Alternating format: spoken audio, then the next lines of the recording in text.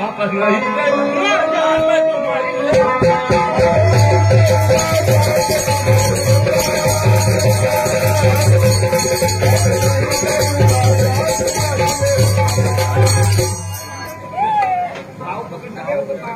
अच्छा अच्छा ठीक है बेटा।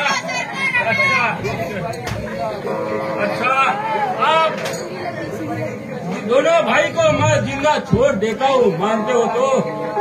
लेकिन एक बात है बेटा, चंबल घाटी के तरफ अभी आना ही मत और दिखना भी मत।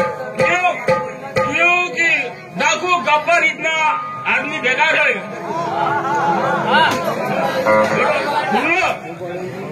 तो ठीक है, तुम्हारी भी जान जाएगी और मेरी भी जान जाएगी, इसलिए आपको छोड़ देता हूँ। आप इधर आना ही मत, ठीक है।